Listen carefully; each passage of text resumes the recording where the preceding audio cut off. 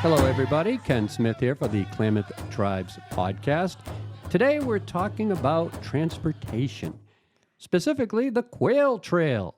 They have some new buses, they're active, and we are going to talk about that first and foremost with the people behind the scenes who make it all happen, Ron Hugelet and Michelle Carson. I'll let you explain your titles and positions. Michelle, first we'll go with you because you're the leader.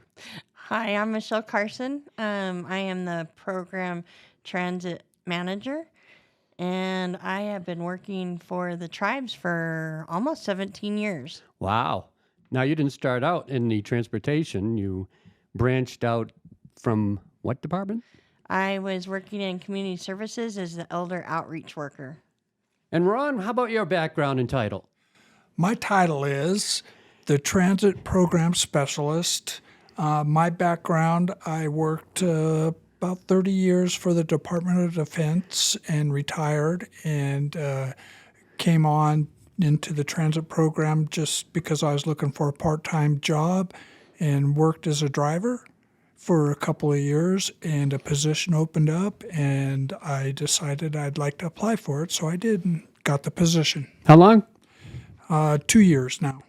All right, very good. So this is the full-time staff. You have some bus drivers too, part-time, full-time? Full-time bus drivers, 2 of them. And that would be Pat and John. And the Quail Trail, of course, is a tribal service that is free. Yes, it is, and it's free of charge to the public, and Don't have to be tribal. You can. nope, it's to the public. Everybody gets to ride, and it's for free. And then when you get into Klamath Falls and you want to get onto Basin Transit System, we give you a bus pass, and that is free. So our whole ride, and even in Klamath Falls, would be free of charge, so you can get around the town and do what you need to do and get back. Do you always have 2 buses in circulation? We only have one that does the full day, so it runs Monday through Friday, and we change them out every 5,000 miles for maintenance. So no weekend service? No weekend. What is the hours of operation? From 5:55 to about 7 o'clock. And your drivers drive in any conditions. There was snowing the other day pretty heavily, and I said, you're going to cancel the drives today? And you said, no, we can't. People be stranded. Exactly. Normally, if we have bad weather, if we're going to shut down, we got to know for sure that it's going to be a really bad. Our morning bus driver gets in at about 5 o'clock in the morning, and so she gets the buses ready and heads out at 5:55 a.m. And so normally we're on the road when we get told that admin is closed. So we usually will continue the route depending on the snow. We've only shut down once, I think. Oh my goodness, I think it was just not that long ago, and there was a lot of ice and snow on the road, and we just decided it was probably not the best to drive in. That's pretty admirable that they drive in all these conditions. And the route is Highway 97 from Chiloquin to Klamath Falls. That's a tough route to drive. So hats off to the drivers. I don't think they get enough kudos for the work they do. No, and they don't get enough kudos. They're always there. It's a program that runs by itself because of the drivers. They're just outstanding. I couldn't ask for anything better. It's just very easy to manage. It just goes on its own. Sometimes we have problems, but overall, our bus just continues as scheduled, and we get there. We may be a little bit late because of weather or traffic or maybe an accident on the highway, but we're usually always there. So We'll get the quiet guy in the conversation here. Ron, I see you always over there with this new computer software that you're using. What's going on with the latest updates of your computer software? Actually, I'm the scheduler, and I schedule the Quail Trail and all of our medical transports. Oh, And the database that you're talking about is the one I use. And we recently, about 3 weeks ago, started using a new database. And that's pretty much why you see my head in the computer screen trying to figure out what's going on with the new database and getting it to work correctly and trying to make it a smooth transition for our drivers, because now they're dealing with notebooks instead of pencil writing stuff down. They're actually using the notebook on their routes. And also the same thing with the bus, the Quail. The notebooks are in the Quail now, and the drivers are trying to adapt to it. And it's been a little rough at first, but I think the more we use it, the better off we're going to be. It actually, I think, frees up the driver from doing a lot of pencil work at every stop. All they have to do is push buttons. So hopefully we'll get through this transition, and it will be a little bit more automated. what does the notebook actually do? The software that we're using is on the notebook, and I have access at my terminal with the drivers, and I can see exactly where they're at on the road. I can see how many passengers that they've boarded. And on the medical transport, it works the same way. I can see where they're at. I can, kind of judge how long they're going to be on the road. And using that software along with going to Google and looking at the road conditions, I can see, you're running into a slow spot. That kind of, it just gives us a lot more flexibility with our drivers. And the ability to have that real-time highway Exactly. conditions is excellent. Yes. This is a real breakthrough for you guys for the digital age coming to Quail Trail. It was kind of scary. We had to do it. Software that we had before increased the usage in 1 year by almost 75%. So we had to go with a new one because obviously you can't afford a 75% hike from 1 year to the next. So we bailed on that company and that we'd had for, oh my gosh, I think it was probably 10, 11, 12 years that we had that software. And we did different things, but it never changed. And so I kind of did it kicking and screaming. Ron was more for it, and I know the drivers don't want to do it because of the the notebook. But I think overall it's going to work. The nice thing with all of this is we've had funding in the last few years that it was nice. It came from COVID funding through ODOT and FTA, and ODOT is Oregon Department of Transportation.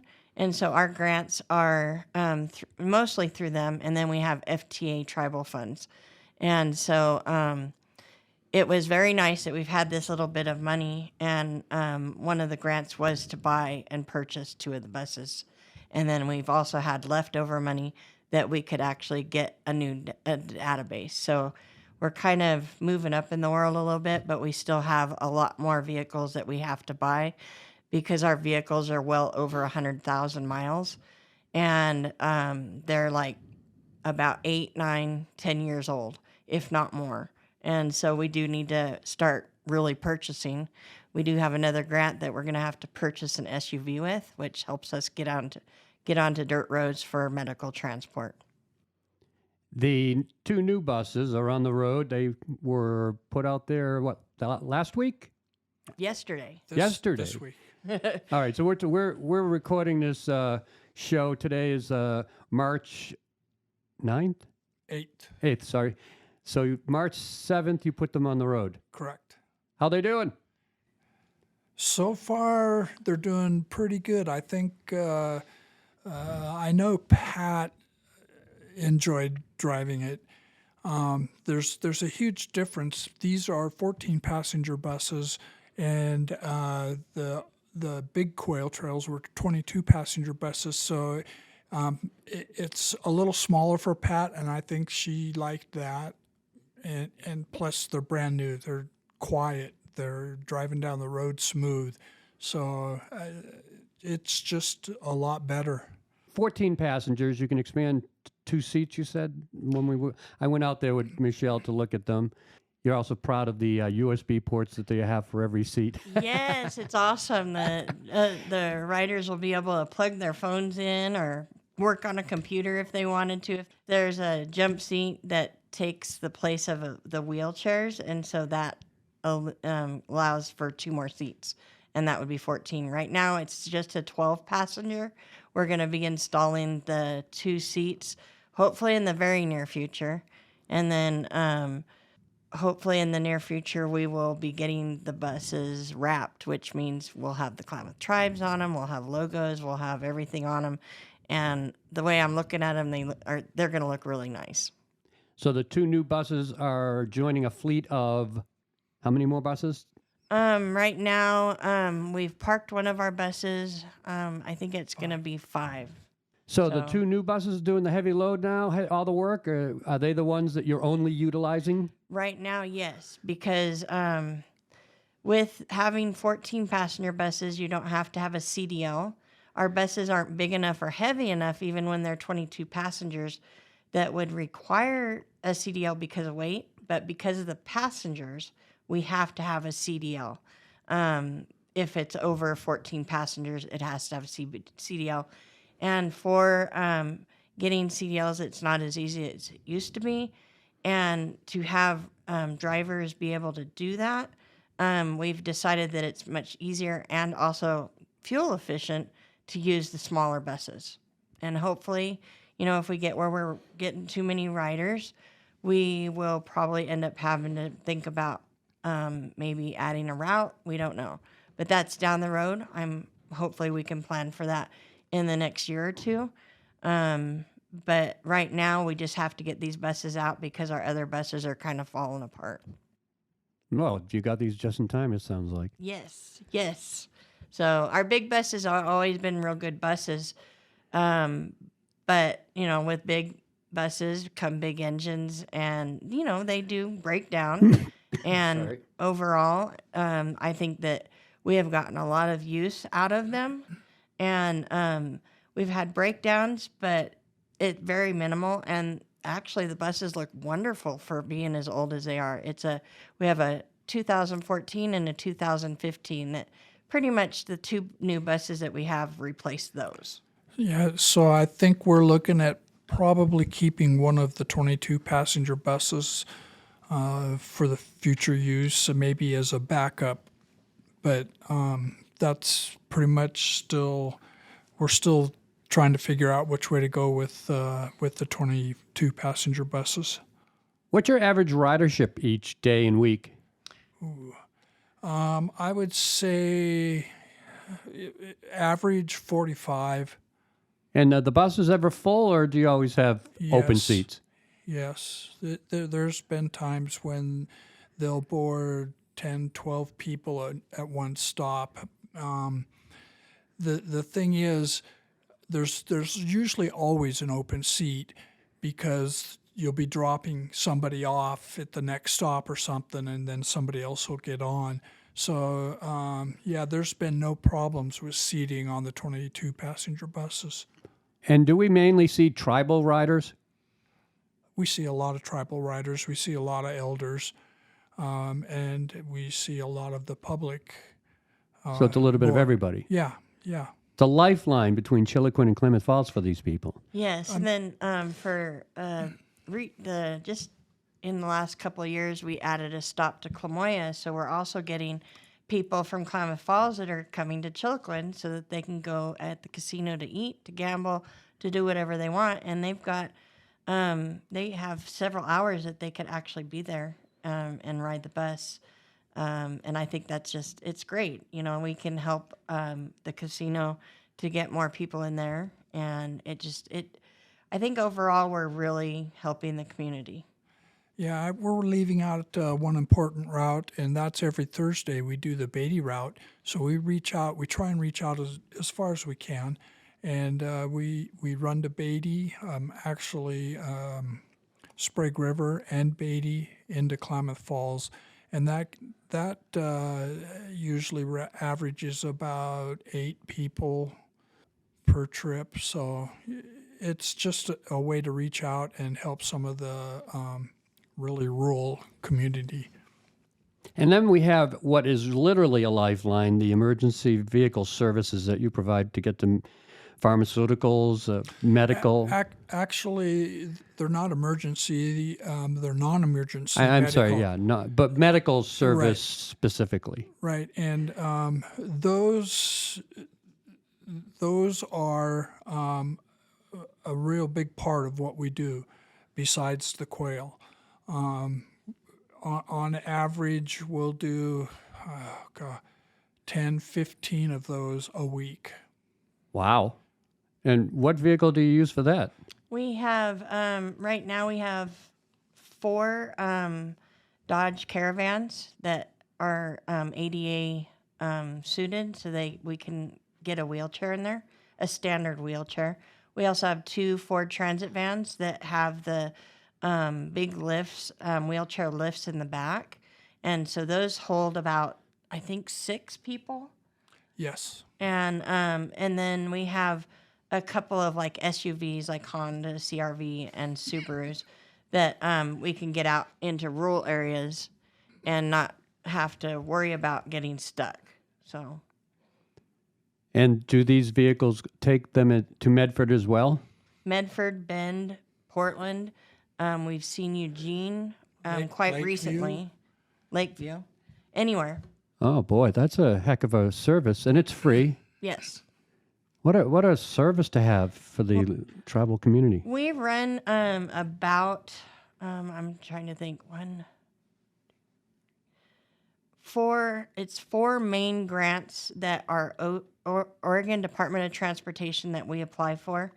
And then we also run a Federal Transit Administration grant, and that one is Tribal Transit Formula Funds. Those are funds that are just given to us that we're able to run these transportation programs. With these grants, it has to be all public transportation. So it's open to the public. Anybody can ride. And so we don't have any of the tribal funds to work with. We just run with our ODOT and FTA funds to run our whole program. So it's open to the general public as well? Yes, everything is.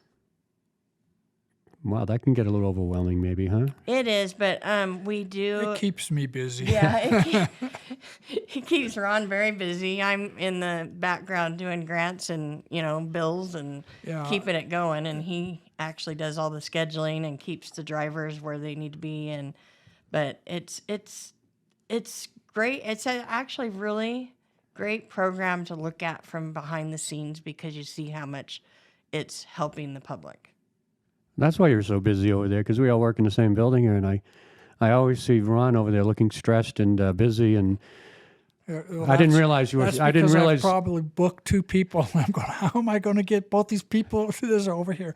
But it's actually kind of fun, and it's really not that difficult. I enjoy doing it, and it's a good job. I enjoy it.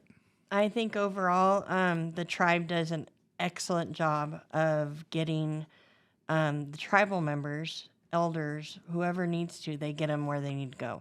And with the medical transport over at Tribal Health and us, I believe that we are the best transportation agency that's getting people to and from. We don't just take them and drop them off and then leave. We actually stay there and wait for the clients or the elders or whoever we're driving. We stay and wait. That being said, we also assist the elders program at the tribe. We transport. They do weekly lunches for the elders, and we'll transport them to that lunch. And that's between probably 8 to, I think right now we're getting between 5 to 10 elders that go every Tuesday and Friday. And so on Tuesdays we go to Beatty, and on Fridays we come to Chiloquin and are at the congregate meal site. Well, they have an elders meeting next week in Beatty. So you have transportation for that? No, we do the elders program. We assist the elders program, and it usually they'll send us a list of riders that are going to that meal for that particular day, and I'll schedule those people to be picked up, and we'll usually use a bus. Now that we got new buses, that frees up a bus for us to use for that. But before we got these buses, it was kind of hectic trying to figure out how we're going to get all these people to that lunch. So, yeah, the new buses came in right at the right time. Very good. If somebody needs to get information or schedule a pickup, what's the telephone number they can call? It's 541-783-2219, and it's extension 134. That's Ron. And my extension is 175. We both take the rides. Normally, if Ron's here, I will pass him the rides and he schedules them. We do ask that if they're scheduling a medical ride, that if they're tribal members or more tribal elders, that they call tribal health first. And if they can't do it, then we schedule it. Our dollars don't go very far. And so we try to do as much as we can to help as many people as we can. And also, if it's possible, give us at least a week ahead of time if you can, because trying to schedule on the same day when you've already scheduled your drivers is pretty difficult. And just ask that people call as soon as they know they have an appointment. And for the general bus use, general transportation, you have schedules, hard copies and online? Yes. Right now we don't have the hard copies that are real nice. We just have photocopies. But we're trying. We've had schedule changes quite a bit, and so that schedule can be found on the Klamath Tribe's webpage. And it's at the very bottom of the webpage if anybody really wants to know, because I had a really hard time finding it when they changed their webpage. And so it's at the very bottom, and it says bus schedule. So, and those should be up to date on the Klamath Tribe's website. So, and I know that pretty much all the entities have the tribal these bus schedules too. Are you expecting any changes in time for the schedule? No, we can't. We have no more minutes left to be able to stop, so we cannot adjust it anymore. Maybe our Beatty route, maybe we can change that a little bit. But other than that, our bus schedule is firm at the point right now. Very good. Michelle Carson, Ron Hugelet, the two people in charge of the Quail Trail here at the Klamath Tribes. Thank you for joining me this week on the Klamath Tribes podcast. Thank you, Ken. Thank you, Ken.